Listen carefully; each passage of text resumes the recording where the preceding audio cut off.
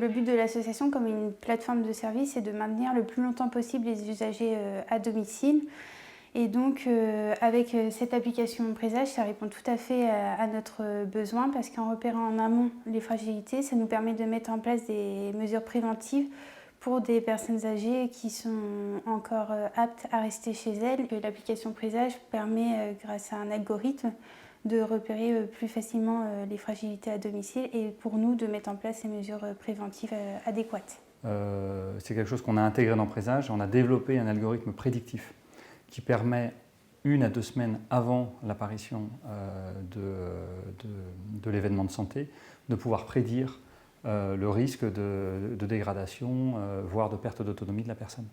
L'idée étant d'éviter un passage aux urgences pour ces personnes-là, parce qu'on sait que ce passage aux urgences-là sera très souvent suivi d'hospitalisation, qui, dans à peu près la moitié des cas, va donner lieu à une réduction de l'autonomie, à une perte de l'autonomie de la personne lorsqu'elle va revenir à domicile.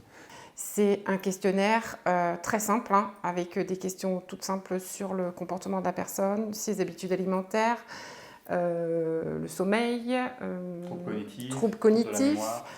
Et en fait, l'intervenant à domicile va venir répondre à des questions. Et c'est suite à ces réponses-là que va être déclenché, ça va remonter sur la console du Care Manager. Et c'est de là que vont être déclenchées des interventions à domicile, alors des réévaluations, l'intervention du médecin traitant. L'utilisateur premier est l'accompagnant de confiance, qui peut être soit un professionnel, comme une aide à domicile, une auxiliaire de vie, une aide-soignante, soit un accompagnant familial.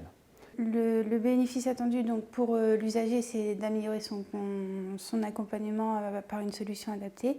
Et puis pour le professionnel, ça passe notamment par une valorisation des métiers exercés au sein de l'association et également un gain de temps dans le repérage des fragilités pour nous faire remonter les informations le plus rapidement possible et éviter des risques d'hospitalisation des personnes accompagnées.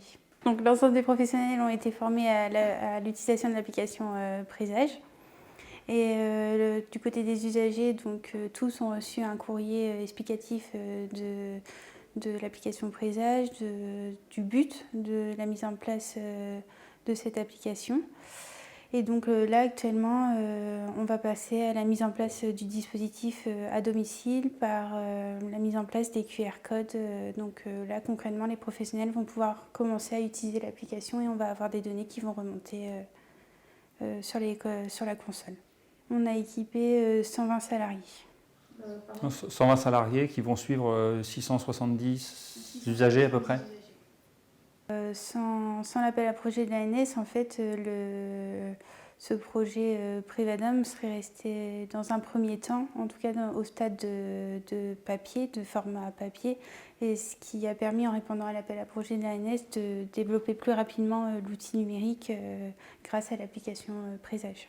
Surtout en période Covid, c'est sûr que ça a été un accélérateur. S'il n'y avait pas eu l'ANS, s'il n'y avait pas eu le projet Structure 3.0, on n'aurait pas été aussi vite sur l'ensemble du périmètre des quasiment 700 patients et usagers que vous suivez en quelques mois.